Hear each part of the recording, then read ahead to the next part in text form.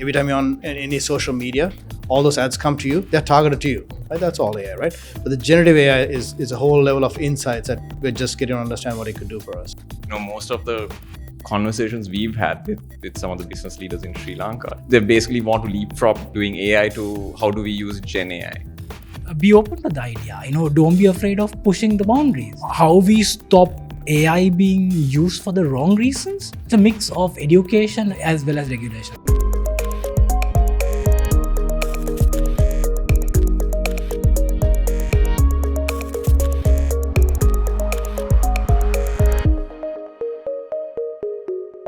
The Internet's evolution. Hello, you're on Echelon's Decision Points, and we're talking to three specialists from Deloitte about how the Internet can be a force that enhances humanity versus one that seeks to supplant it.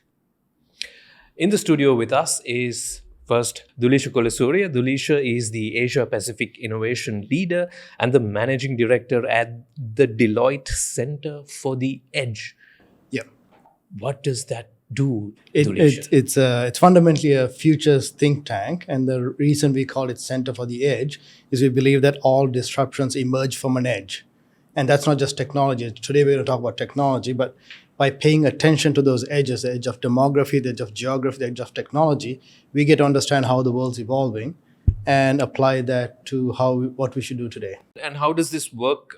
What expertise do you provide your end clients with the Center for the Edge? Most of our work is with boards and CEOs, those who have a mandate to think about the legacy and the future of the company. And we bring this insight to them, like, here's where we see the world going. Right. And therefore, the choices that they might want to make today. Sure. We also have Mayura Malagala. Mayura is Strategy, Analytics and Growth Leader at Deloitte in Sri Lanka and the Maldives. Mayura, let me start here. You've worked with clients in Sri Lanka extensively, and I think you spend a lot of your time in technology transformation, right? And we're talking about technology and an internet that is infused with AI and all sorts of things that allow it to sort of think for itself almost. What does this mean for the work that you do?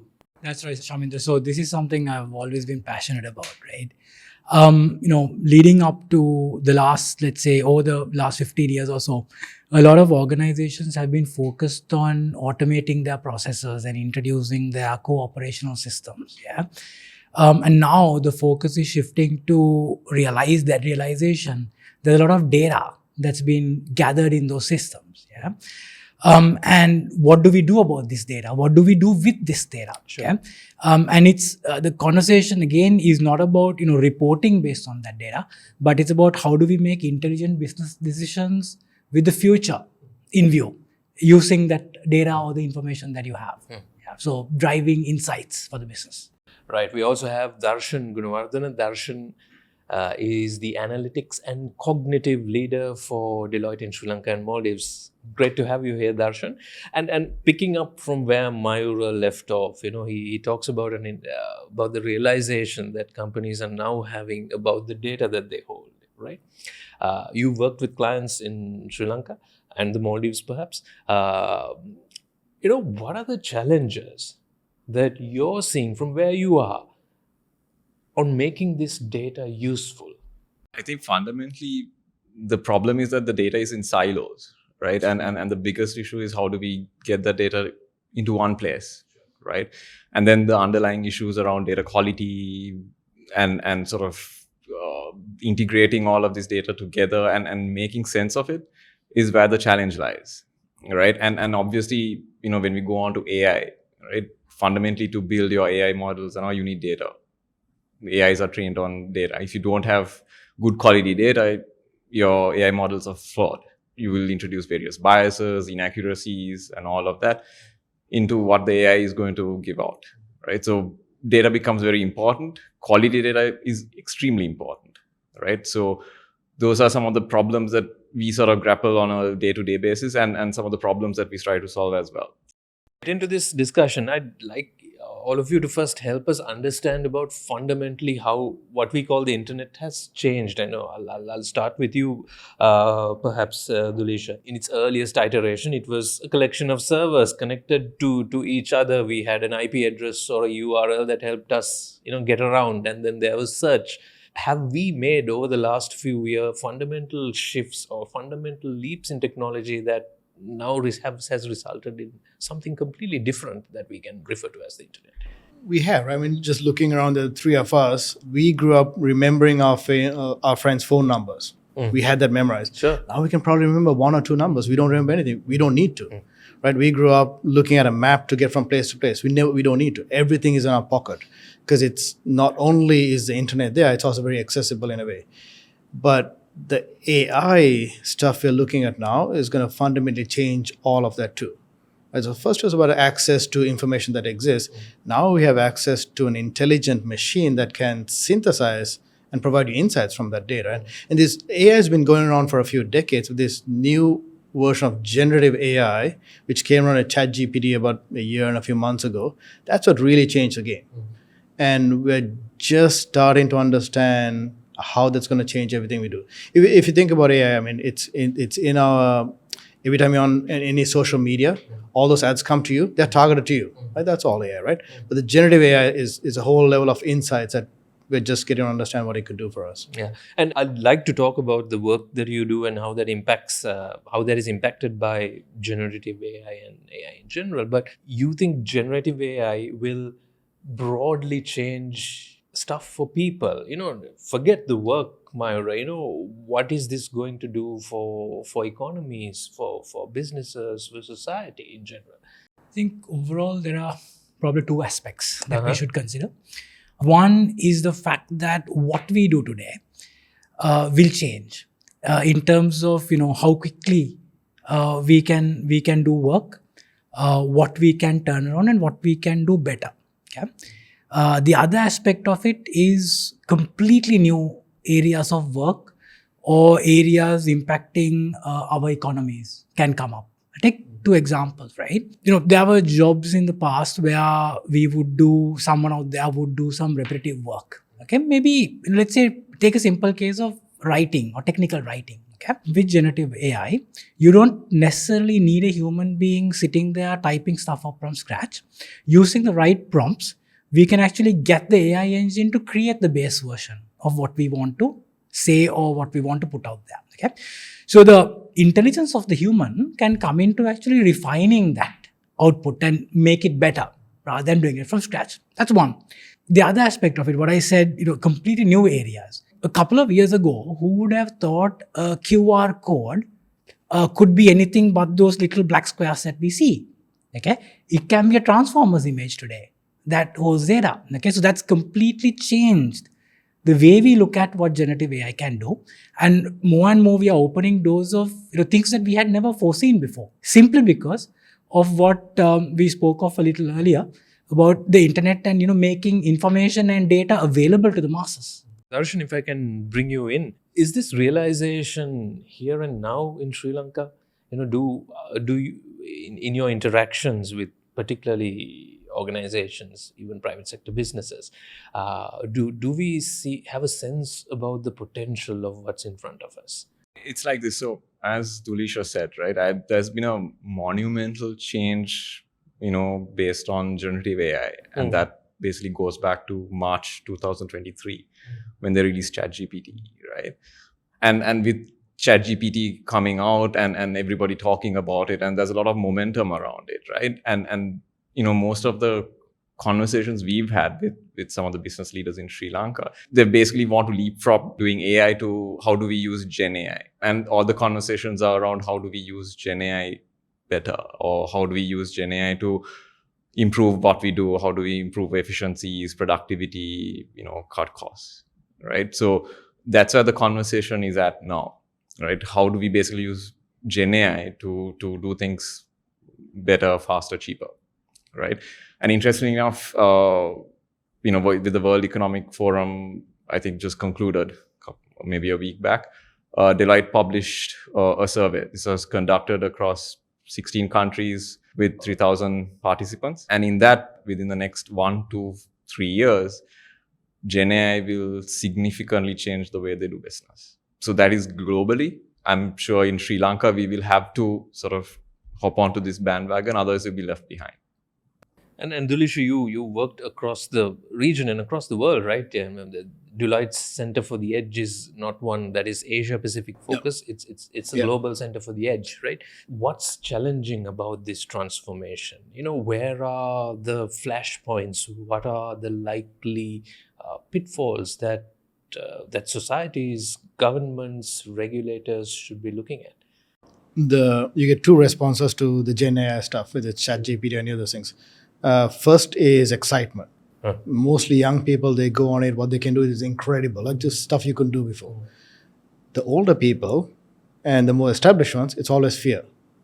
What's the risk? What's the risk? What's going to escape and all that? So those are the two basic responses you get. The reality is the cat's out of the bag. You can't stop this thing. Initially when it came out, they said, students can't use it. They're banning it. They find some way to use it, right? You said people can't use it at work. People are using their own phones. It's too powerful a tool. That's like telling you to get from A to B and you can't use Google Maps. It's too powerful a tool to be stopped. So then the question is, how do you do it safely? How do you do it in a way that's more meaningful? And we're getting to those stages now. Here's a specific thing, right? Let's say there's a really brilliant chap in Sri Lanka, young kid, but English language is not very good. Can basically understand English, but speaking is not very conversant. With a tool like ChatGPT, just like Mayura said, suddenly you can put your thoughts in there. It'll write it in beautiful English. You can say, write it in the tone of Charmaker, and it'll write it exactly as you want it to. Suddenly that person is elevated at a whole different level, right? So when you make your competitive landscape the whole world, suddenly every bright person in the whole world who English is not their first language, English is not their strength, is now up to par because of this tool. That's a huge advantage. It's also a huge threat. How should we as societies approach setting a framework? There's a lot of discussion. The EU is going at it at a pace to set up a regulatory framework around AI. I'm not suggesting there are definitive answers here, but what are the factors that you think should weigh in on such a discussion? Anybody can take it. I think I'd like to take a stab at that, Shamindra. Again, two aspects to it. One is driving that focus and that awareness about being responsible, right, around what we use AI for, either as an individual or as a business. Okay? Second thing is quite the opposite about not being restrictive about it. As Duleesha earlier said, be open to the idea. Don't be afraid of pushing the boundaries. How we stop AI being used for the wrong reasons? It's a mix of education as well as regulation. I think my greatest fear is if you go down this road of regulation too much, we're actually inherently trying to put something back in the box. And as Duleesha said, you just can't, right? It's out there. People are going to use it whether we like it or not. So let's educate them about the right ways of using it and put in protective frameworks to manage areas like data privacy, right? Personal privacy, etc. These tools, I use them day to day. Every day, I use them every day too. I was in Hong Kong for a week and I couldn't access any of these tools. They have banned ChatGPT or Bard or Bing or any of those things. And I felt like I was working with a hand tied behind my back. And then I'm thinking of the whole population of Hong Kong who are immediately behind from this simple rule that country made to ban it from use, right? So exactly right. We had to allow use and then we had to manage it on the periphery. I think to add to Mayura's point also, I think with the Personal Data Protection Act come into place in Sri Lanka, the necessary guardrails are also being put in so that, for example, of a private data, aware of how it's used. So it will drive the policies and the regulations to ensure that we know what's happening with our data, right? And we have a say. And that's also very important because, as we build more AIs and they keep improving, that becomes an important component as well. Do you feel Sri Lanka is doing enough though? I'm not suggesting regulation is the way forward in terms of able to harness the benefits of all this, right? We've discussed broadly about what's at stake here. The Private Data Protection Act itself enough. How should a country like Sri Lanka approach approach this? Any thoughts on that? One, my view, all this happened relatively recently, right? And it's not too late for us to jump on the bandwagon, right? So if you look back, generative AI came into the mainstream back in March 2023, right?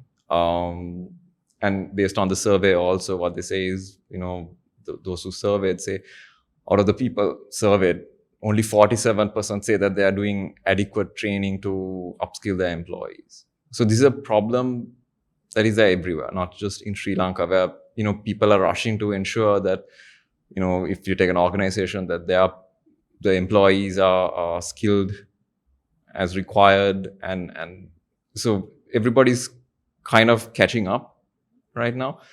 So if people who adapt quickly, build up on the skills, they will definitely be at an advantage, right? I think what is important to us as a country is to see how we mobilize quickly to enable this, right? At an organizational level, at an individual level, at a national level. Sure.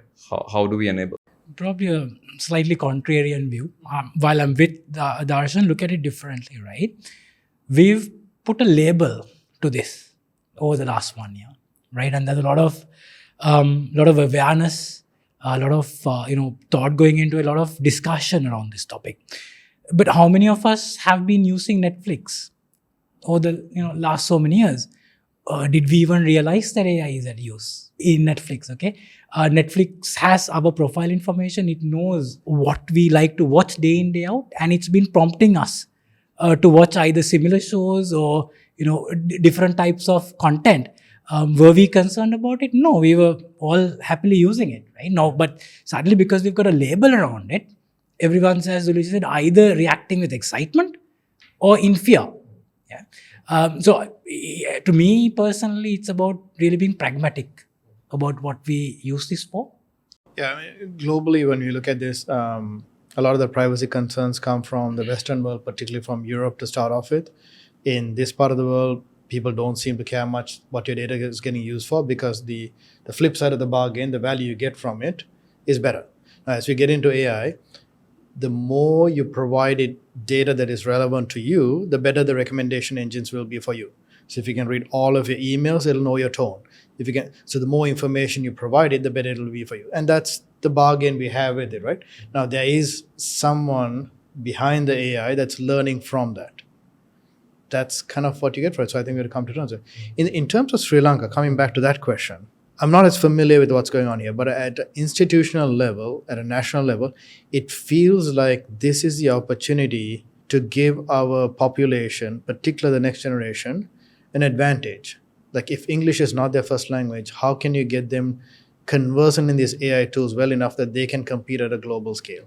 So in order to do that, setting up institutions, setting up training at any levels accessible to as many people as possible, and then encouraging through tax incentives, anything else for companies to really put it into place, will, I think, get more people in Sri Lanka up to scale faster. And in terms of, Shami, just to add very quickly, in terms of our policy as a nation, one of the things that was announced is AI is going to be a focus area for us as a nation. So, to answer your question, at a national level, that focus is building up. Again, a broad question, like Sri Lanka is, in terms of income and opportunity, an unequal country. And for the longest time, humankind has been striving, at least as far as we've been democratic, we've been striving for a free society, for a society where everybody is equal and has access equally to opportunity. What will AI and generative AI do to this equation? Is it likely to enhance humanity, thereby creating equal opportunity? Or is there likely to be a negative impact? Again, I'm not suggesting we have a quick fire answer to this, but where are the contours of this debate? I mean, with all technologies, it's not going to be evenly distributed, right? And as we've seen with all the technologies like the internet, the bottom comes up.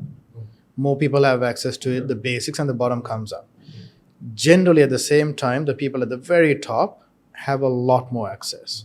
It's really hard to say, right? So in this case, everyone has base access to ChatGPT 3.5, let's say, just good enough to do many things. If you pay $20 a month, you get to 4. If you get Copilot, so you can pay and get more and more.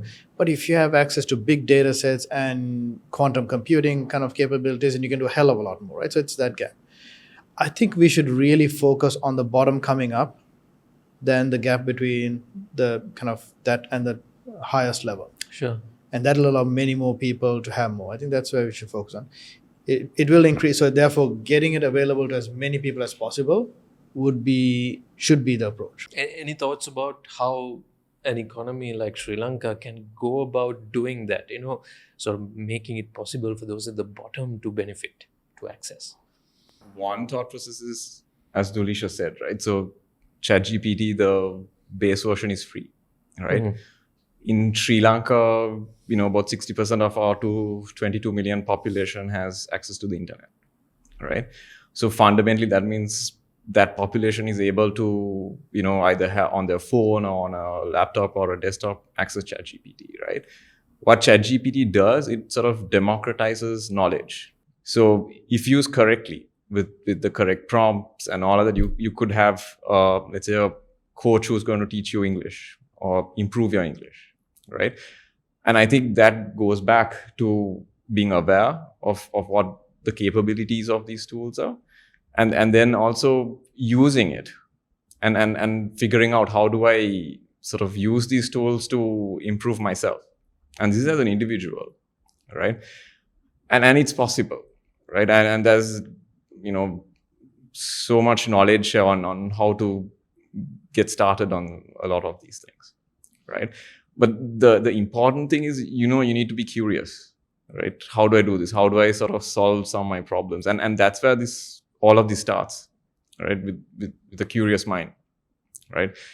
And then obviously ChatGPT, more than anything, I think, the generative AI as a whole sort of enables you to go deeper into a particular subject or broaden your knowledge, right? Which is always helpful, right? I mean, knowledge is power, fundamentally. Mayura, Darshan mentioned when Deloitte surveyed leaders at Davos, 43% of them said that generative AI in particular, I think, right, Darshan, will change fundamentally their businesses over the next 3 years. That's a very short-term horizon, right? The internet took much longer to have an impact on business. For an industry leader, for a CEO in Sri Lanka, listening to that, how should they react to this? Besides hiring consultants, how should they react to this? Sure. Again, back to what Duleesha was originally saying, right? You either look at it positively or you look at it negatively. What we would love to see in the Sri Lankan or even in the Maldivian context is look at it positively. Look at the businesses that we run. Look at what we can do, right? So whether we are in the manufacturing industry or whether we are in the consumer industry or whether you're in retail, whatever, right? There are so many different, what we call in the consulting world, use cases. AI or even generative AI can be used for. First and foremost, if AI forms a part of your business strategy, right? Well and good, great. If it's not, quickly look at ways of embedding artificial intelligence as a strategy and aligning it to your business strategy, okay? Start somewhere. I know a lot of people may, not like me saying this, but we sometimes go into this loop of evaluating, reevaluating, debating, okay? But in this kind of situation, you really don't have the time. If either you make use of this opportunity or someone else is going to get ahead of you. So may as well, take a leap of faith, really. Get on with it and seek the assistance. Darshan mentioned very clearly earlier, right? There's so much information available out there on the right uses of AI, the risks, etc. Okay? So seek help where necessary, but let's get on with it. Yeah, what I found very clearly with these partners, everybody reads the headlines. So everybody knows what AI can do and cannot. Everybody knows one time some lawyer used information incorrectly and got in trouble, or some student did this, or some plagiarism, everything. but they haven't actually spent the time using the tool. All they use it once or twice, didn't give the answer they wanted, and said dismissed it, right? That's exactly not what they should be doing. Like, you really have to get familiar with how to use these tools, what is good for, what it's not, and all that. And innovation falls into two buckets, right? Innovation is either doing things differently or doing different things. Initially, it's about doing things differently. Let's take the same stuff you're doing today, same emails you're writing, same things you're doing, but you can do it differently using AI much, much faster. Doing different things is where the big opportunity is. Imagining new things that you could have done before. But the only way you get there is by just get started doing something. You have to be familiar with the tools. And Duleesha, your remit sort of exposes you to how businesses are dealing with this globally. If you look at Southeast Asian cases, where I'm assuming Southeast Asian businesses have been more action oriented than we have been in Sri Lanka. Have they been? What are their views, and what are those early results that you're seeing? Southeast Asian businesses know, because mostly they are they're waiting for the Western world to do something, take that risk and fail, and then when it gets to a point where then they want to adopt it, right? They are usually fast followers. But Southeast Asian governments have been actually leaning ahead. Singapore and some other, they are putting into place like national training programs. Like, they are looking into that much more. So I think they're leading rather than not. The youth in the region are absolutely picking this up everywhere. Right? It's more the people leading the organizations who are the ones who are most behind, I'd say. So does that give you reason at least for optimism? Because Absolutely. at least the youth Yes. are into it. So that bottom you were talking about is adopting it quite fast. I go around talking about this, and some of the times I talk to my own colleagues in different places, and they ask, who's using it, who's using it, give me an example. And a junior analyst, 6 months into work, said he uses it every day. Why? Oh, because I don't have a team. Everyone asks me to do things. I have no one else to ask to do things. So it's a need that drives it, right? So they're finding out, again, they are the ones who are finding most value from this immediately, and they are the ones adopting it. So there is hope in that. Darshan, you work with Sri Lankan companies. Is it a condition that we have to have great quality data, well organized in databases, pools, whatever, what have you, for us to start making use of AI and generative AI? Short answer is no. Okay. Right? To get started, you don't need to have great quality data. My view is you need to get started. I think, as Mayura said earlier, right? I think we get into this sort of cyclic thing of analysis paralysis, right? We are analyzing, should we do this? How do we do this? What's the best way to do this, right? And then you get to benchmarking. Who else is doing Exactly. it? Who else is doing it? How have they done it? Can we do it better? See, to build some of this stuff, right? It doesn't, you don't need a lot of infrastructure, right? Just need someone who is curious, who picks up a particular problem, says, hey, look, maybe we should try solving this problem, using AI or Gen AI, right? And get to work on it, right? And then, once, you've made some progress and you see that it's, it more moves beyond, let's say, a proof of concept, right? Then you start putting the rest of the pieces together, right? But then to get started, it's not a necessity, right? Once you move beyond that, let's say you move it into production, then, your data quality, the regulation and the governance comes into play, right? But to get started, no. We've heard this maxim, data is the new oil, right? And I think at least in senior leadership, people, take that very seriously. Okay, this is my data, right? Are they missing an opportunity here by thinking of data as something that they need to hoard and also protect? Is there a more open source kind of approach to data that may grow the pie? I mean, an organization will hold its data sacrosanct, right? But then the question is, how do we sort of use this data and build on top of this, right? And there are various ways to do this. One is if you can anonymize the data, right? So you have your data sets, and obviously that has maybe it's your employee information, it might be your client information, but if you can anonymize that, so you sort of remove any personal information or client-specific information, and you can open it up, right? So a lot of the open banking APIs and all of that have been built on this particular framework where they have anonymized banking data sets, right? And it's been opened up, right? And that has sort of spurned this, fintech development where, the anonymized data is available, then people build APIs on top of that. And then, it sort of spurns this entire ecosystem, right, of innovation and various applications. You have to right? demystify this for me. Open banking, APIs. What are you trying to achieve? What's this opportunity? And assume you're talking to a non-tech person here. What do you mean by this? Open source has always moved faster than closed source, right? And that's the reason why every large company, whether it's Google, Facebook, Meta, even OpenAI, all of them have an open system because you have many more people participating in it and churning it and working on the data, and you get the feedback loops are much faster. So you Right. learn much faster. If not, the rate of experiments you can run and the feedback you get is too small.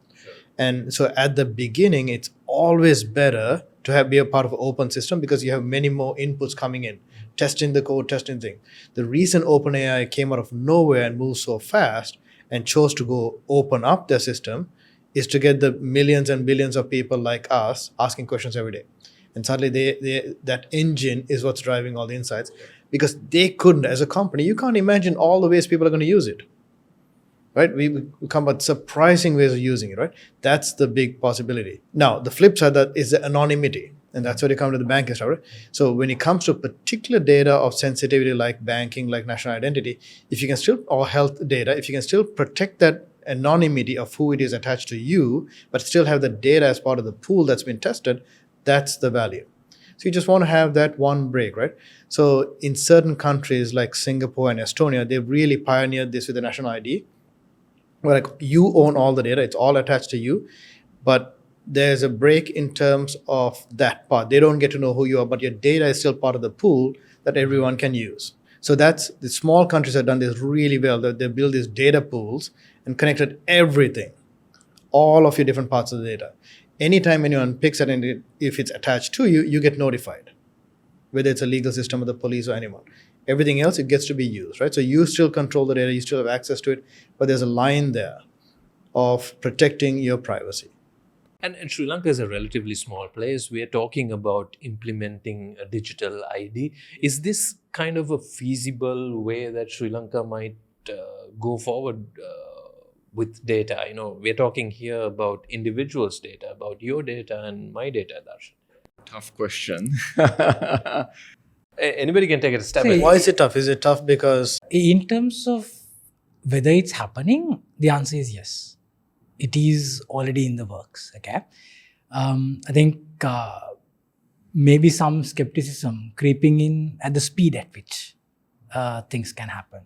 Okay, we as a nation, if we can focus on the positives that a single digital ID can bring, and we all know this, right? This is information in the public domain, from linking up our national ID to our health records, to our traffic offences, to whatever else it is out there, that actually brings tremendous power of what we can do, right?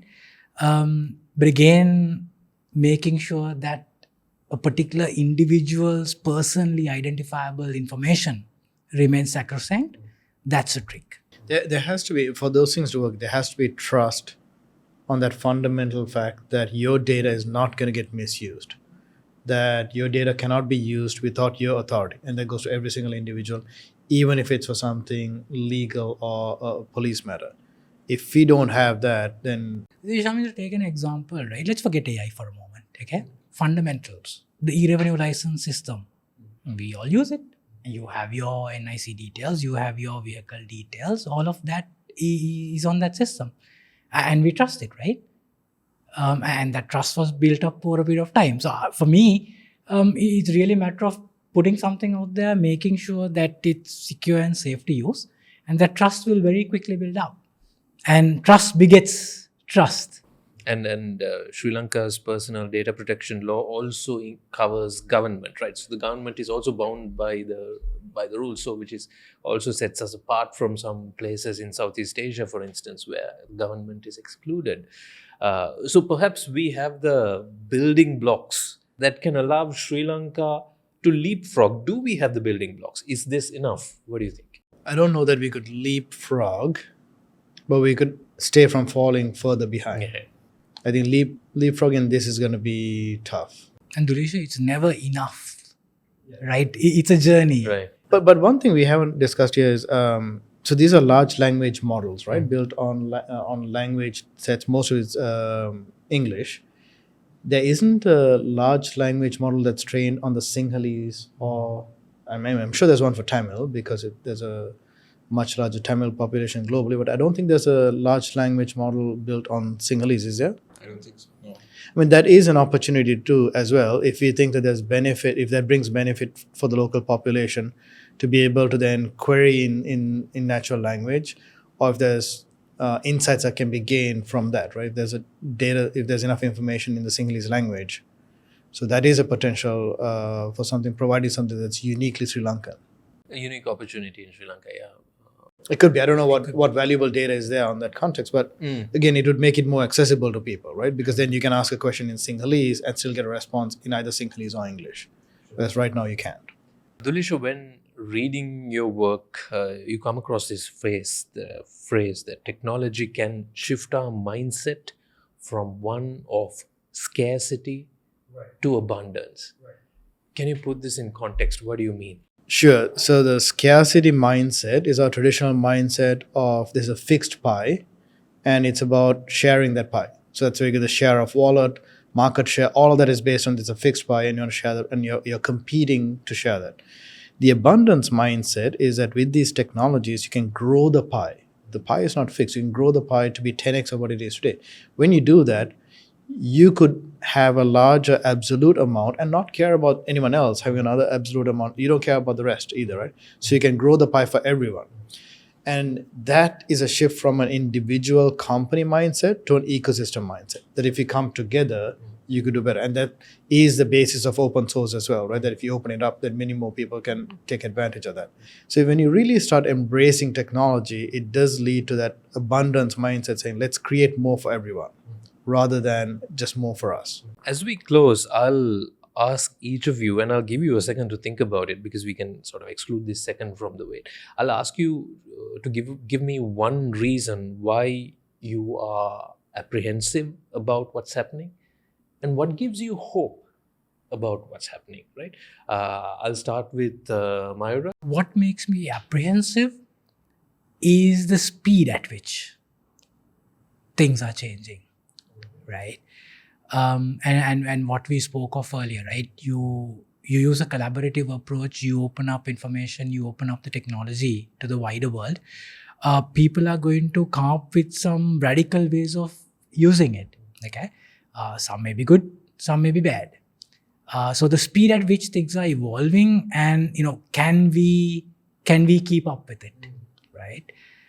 And funnily enough, that's exactly what gets me excited as well. Because it is the speed at which things are changing, new things are coming, that creates the opportunity. So when I look at it on the balance of it, I'd rather be excited and looking to the future of what we can do, rather than be apprehensive and thinking about how I can control the situation. I want us, with our kids, with our colleagues, with our friends, right, with our parents, whoever out there. Educate, right? Show people what we can do. I think for me, that's the approach I'd like to take. Darshan, what makes you apprehensive and what gives you hope? So maybe I'll start off with what gives me hope, right? I think leading on from what Duleesha said, right? So, when I interview people for my team, right, one of the questions I ask them is about Gen AI, right? Are they aware of it? Do they use it? On the plus side, everybody I've spoken to thus far have said that they are aware of it and they use it, right? So I think exactly what Duleesha said, right? The younger generation has been very quick on board onto these new technologies and new ways of doing, their work, right? What I feel apprehensive is the rest, right? How do we sort of get them to be more aware of the capabilities of these tools so that it could help them. And definitely there are many ways in which these tools can help them uplift their knowledge and make their lives better, right? How do we do that, right? So for me, that's That apprehension, does it come from your interactions with Sri Lanka's corporate leadership? Do you feel they should be stepping up to the challenge more so than they're doing now, generally speaking? I feel they could be more aggressive about how they use this new technology, right? And as Duleesha said, right, I think maybe initially they look at doing things more efficiently, improving their productivity, and maybe look at doing it cheaper. But then how do fundamentally get to the point that they sort of look at new business models, right? So unless you familiarize yourself with these tools, understand their boundaries, understand their limitations, understand what are they good at, you won't be able to get to that second phase of actually doing the innovative stuff, right? Sure. Same question to you, Duleesha. Now, if you think of where AI can get us at a macro level in terms of solving for problems in like things have been struggling with, let's say, medicine, like drugs and all those things, what it can do, the amount of churning it can do and the solutions it can come with, it's incredible. We can solve for many things we couldn't solve for before. So the macro level application of these very powerful tools is going to be impressive. It's going to be incredible. But in the manifestation of that down to people, there is going to be a transition.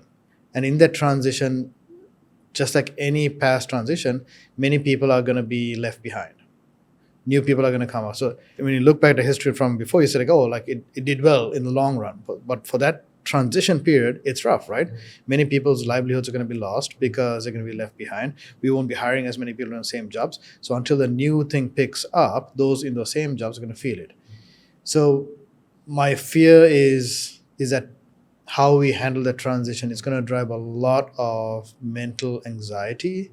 That's going to be really rough, right? And that's going to lead to a lot of discontent. That leads to political unrest. So it's like a spiraling thing. And so while there's huge opportunity of these tools, there's also, so I think we wrote this article on what does it mean to be human in a digital world? And it's really about going back and asking those fundamental questions and see how much of that we can avoid in this journey. Duleesha Kulasooriya, Mayura Malagala, Darshan Gunawardena, this has been a wonderful chat. I thank you for taking the time out. Thank you, Chaman. Thank you. We've enjoyed it.